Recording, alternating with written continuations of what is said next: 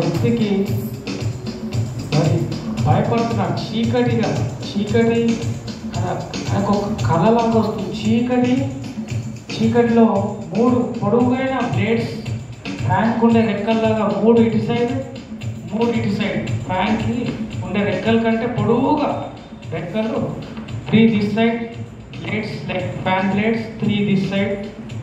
Black ఒక ఆకారం ఒక వ్యక్తి కనిపిస్తుంది. ఆ వ్యక్తి ఆ ఆకారం చూసినప్పుడు భయపడుతున్నాడు. ఏంటి 3 ఇటు సైడ్ 3 ఇటు సైడ్? ఎవరు ఆ వ్యక్తి అంటే? God wants to deliver you. ఆ భయాన్ని నుంచి తొలగిద్దాం అనుకుంటుంది. That fear has come upon you. భయపడుతున్నావు. ఆ దృశ్యాన్ని మరి కళలో చూసావా, మరి ప్రత్యేకంగా చూసావా? I don't know, but God is showing that. ఎవరండి ఆ వ్యక్తి? చీకటి ప్రేర్ చేసుకుంటుంటే ఒక నల్లటి వ్యక్తి, బాగా నల్లగా ఉన్నారు. ఒంటి మీద బట్టలు లేవు, తల మీద వెంట్రుకలు లేవు. రాత్రి పూట కూర్చుని ఉన్నాడు, ఎదురుగా కూర్చున్నాడు. 2, 3 ప్రాంతాల్లో అప్పుడే ప్రార్థన చేసుకుని పడుకున్నాడు. 4, 5 ప్రాంతాల్లో ప్రార్థన చేసుకుని పడుకుంటే నా ఎదురుగా వచ్చి కూర్చున్నాడు. వెనకాల నుండి ఎవరో మాట్లాడుతున్నారు ఆయనతో. ఏదో మాట్లాడిన తర్వాత ఆయన ఎవరో మాట్లాడుతున్నారు ఆయనతో.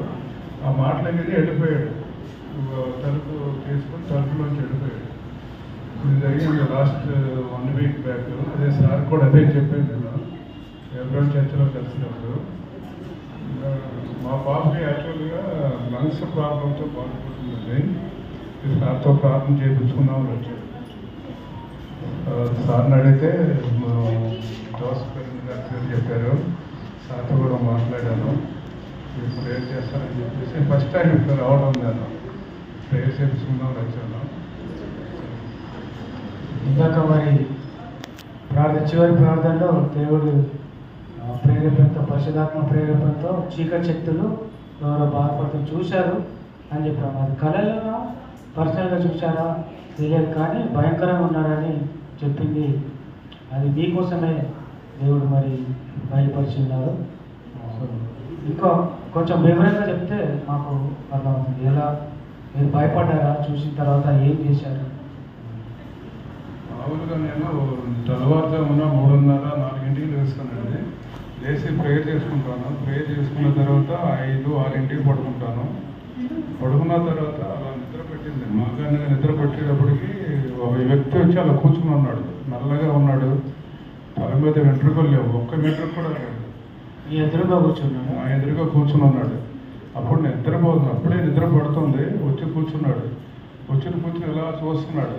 చూస్తుంటే నా వెనకాల నుంచి ఒక మాట, కొన్ని మాటలు వినిపిస్తున్నాయి. ఆ మాటలు విని లేచి వెళ్ళిపోయాడు. నన్ను ఏం చేయలేదు, నాదేం మాట్లాడలేదు. వెనకాల ఉన్న వచ్చే మాటలు వినేసి వెళ్ళిపోయాడు. లేచి వెళ్ళిపోయాడు.